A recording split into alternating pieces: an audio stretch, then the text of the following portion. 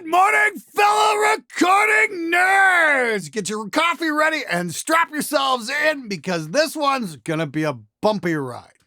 Now, over the past month or so, I've been doing weekly mix review live streams. It's a ton of fun hanging out there with you guys and checking out what you've all been up to. It's also evolved a bit from just mix reviews into talking about the music itself. And because of this, I got to hear some amazing songs that really made me appreciate a feeling I've rarely been able to properly explore. That is, of course, complete and total boredom.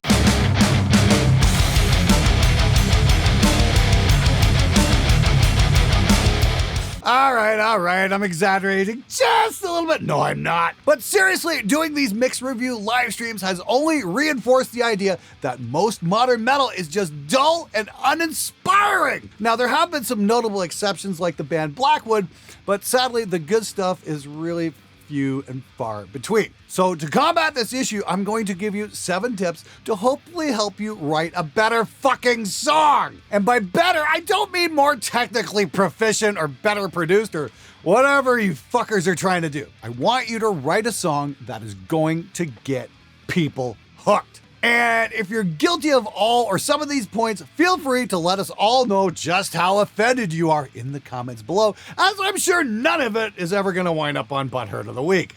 And just to make things interesting, I want to hear what you guys can really do when you apply yourselves, so I want you to take these points, write a song with them in mind, and bring it over to Monday's mix reviews.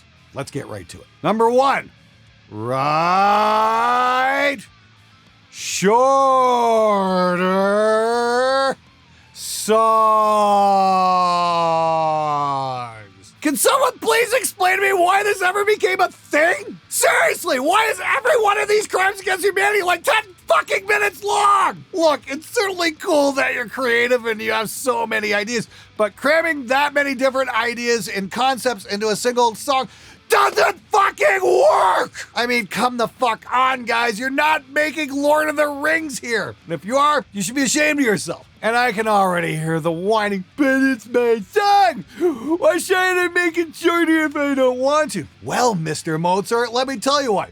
Because nobody gives a fuck! Not only do people not care, they probably also don't have the attention span to truly appreciate your sonic masterpiece. But even more importantly, they don't have the time! There's a very good reason that most of the hit songs throughout the last few decades have all usually been around the 3.5 minute mark. It's just long enough to be engaging without dragging on and on and on and on and on and on and on and on and on and on and on.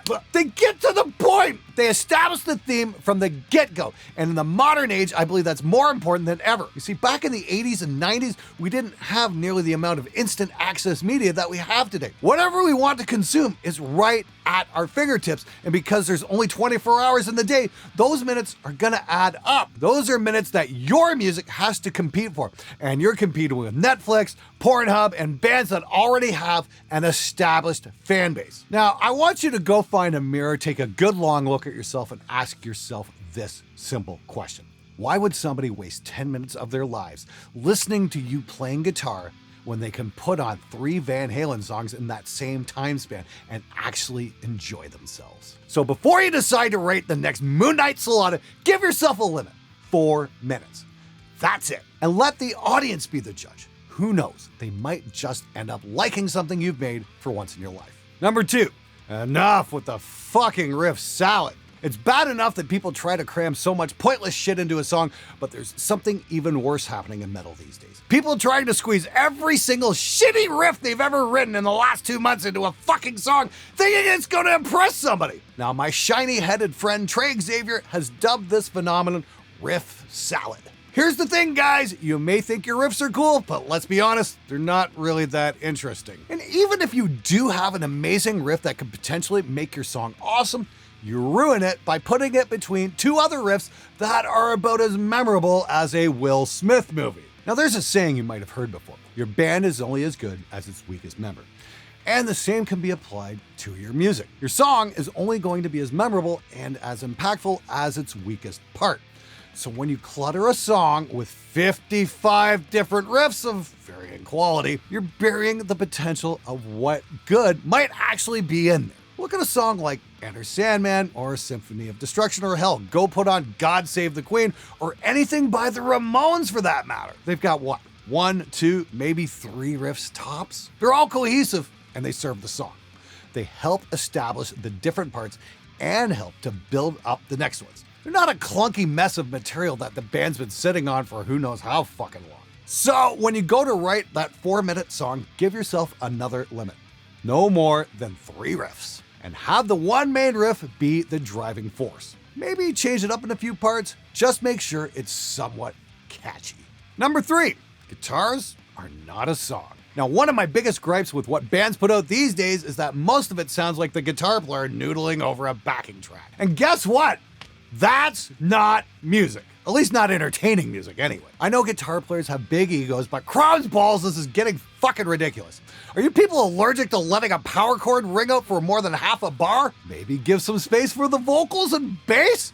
Nah, let's play 47 notes in 3 seconds. That's gonna be super memorable. But let's not forget, this is modern metal.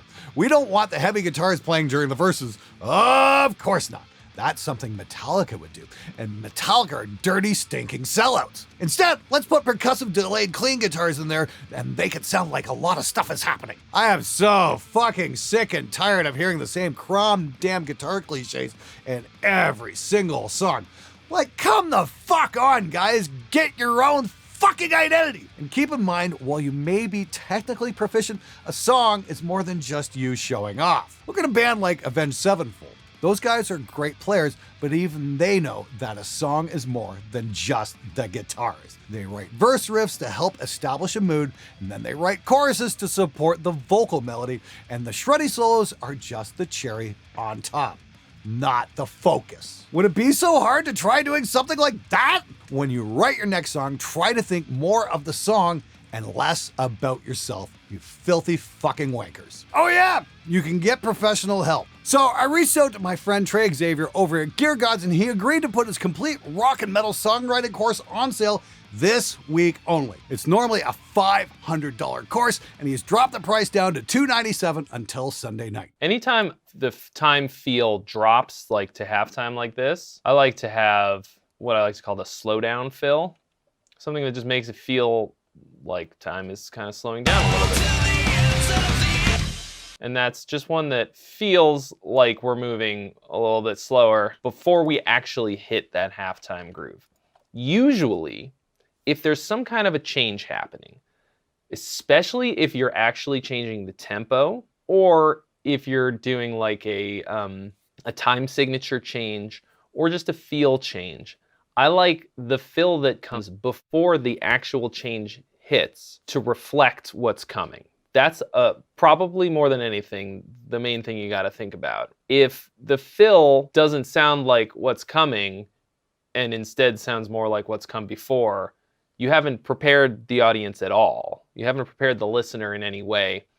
So it's not so much a transition as it will be just them hitting a brick wall, which sometimes is a cool effect. But let's just assume that we're trying to like really guide them through this listening experience. It's cool if you can really bridge those two things with something that feels a little bit like the thing that came before and then sort of transforms. It's kind of a big task. It's a 15-hour monster that will help you with your arrangements, write choruses and hooks, and get around writer's block. Now, if you're tired of people hitting the next button when they listen to your music, then this is the course that was made for you.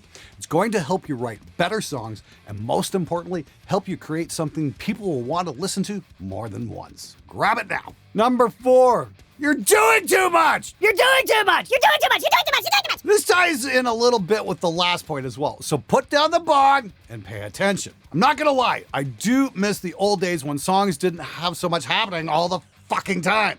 We had cool guitar riffs slamming over a simple yet powerful drum beat, and we had singers that could actually fucking sing. Now, a song, like any piece of art, is trying to tell a story and take you on a journey.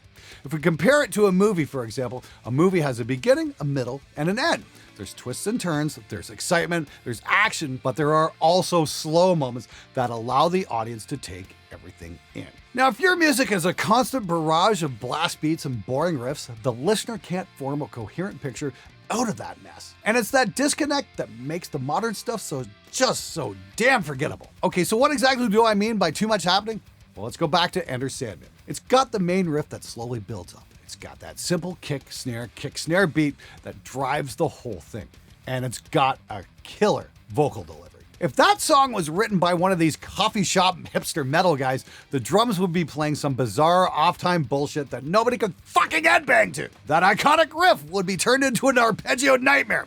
And the vocals would be the same Cookie Monster garbage that we've all heard a million times. When your whole song can be boiled down to, hey, look at how good we can play our instruments, it comes across more like you showing off to other musicians than trying to connect with the listener in any deeper way. So before you lace your next track with self-indulgent wankery, take a step back and ask yourself one simple question. Does this track get people moving?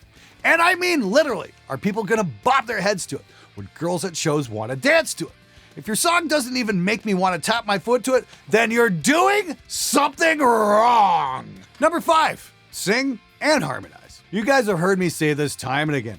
Bring back the fucking singers! And no, I don't mean the clean shit you would interchange with an Ed Sheeran instrumental. I mean, bring back awesome singers with powerful, gritty voices. And for that matter, let's stop overusing the Cookie Monster vocals for 2022. Okay? It's been done to death, it's not impressive, and it doesn't make you sound tough, it just makes you boring. So why am I so adamant about all this? Look, I like rough vocals, but when you scream and growl throughout the whole fucking song, you're getting rid of one of the most important aspects, the vocal melody. Every voice has its own sound and timbre to it. It's why you can easily distinguish between singers like Rob Halford, James Hetfield, and Brian Johnson, just to name a few. You just don't get that kind of distinction with screams and growls. So, if you want to be unique, start fucking singing! And while you're at it, learn to harmonize as well. And not just by yourself, but with your other band members. Remember what I said, every voice has a unique quality to it, and when you combine your voices, you can really stand apart from the crowd of faceless copycat bands. Seriously, next time you write a song, try going easy on the clichés and find your own voice. I guarantee you it'll be far more interesting than whatever you're doing now. Number 6, enough with the lyric cliches. You know what I want to hear for the millionth fucking time? Some guys whose balls who haven't dropped despite him being in his late 20s talking about his feelings. Oh yeah, that's just so fucking brutal, dude. There's nothing like a man proclaiming what a badass he is with his amazing and totally original Cookie Monster vocals. Oh no, he also has to let everyone know that he is in touch with his feminine side. And of course, nothing conveys those emotions better than whiny, nasal, auto-tuned vocals. And personally, I think I'd rather lose my left arm than ever hear somebody talk about their demons again. Or how miserable you are that your girlfriend cheated on you because there's not like 4 billion other females on the fucking planet. Crying this, whining that, is it all people ever do anymore? Cry? Really? Seriously, try singing about something else. This is metal, for fuck's sakes. Be fucking angry, get pissed off and flip someone the middle finger, like everybody doing Cookie Monster vocals. There's hundreds of things you can be writing about that don't involve your emotional damage.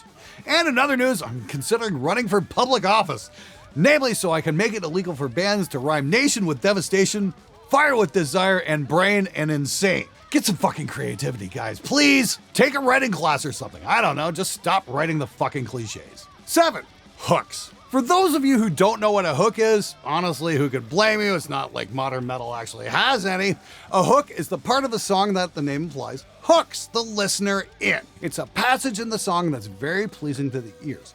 Now, this can be a vocal melody, a certain rhythm pattern, lyrical delivery, etc. More often than not, though, it's a combination of all those elements at once. Look at Judas Priest's Breaking the Law. Just before the chorus kicks in, the song hypes up the listener and then abruptly stops. Then suddenly, we come into the chorus, which is just repeating the phrase, breaking the law, breaking the law.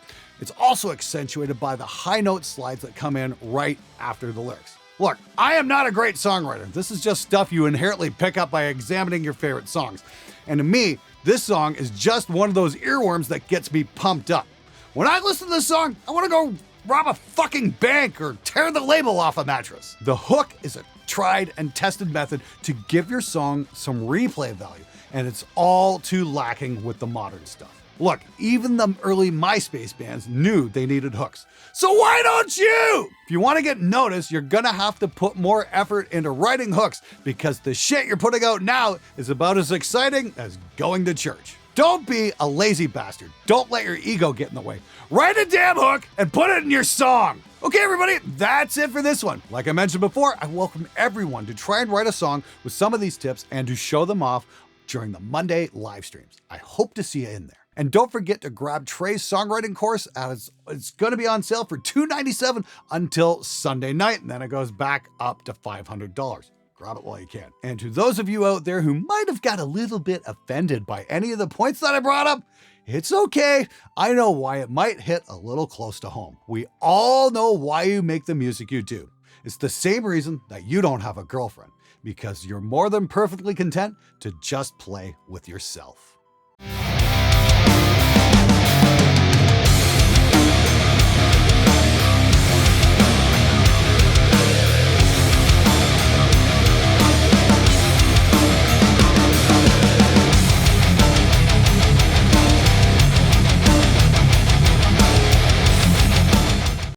But sadly, the good stuff is really you're burying. Fuck!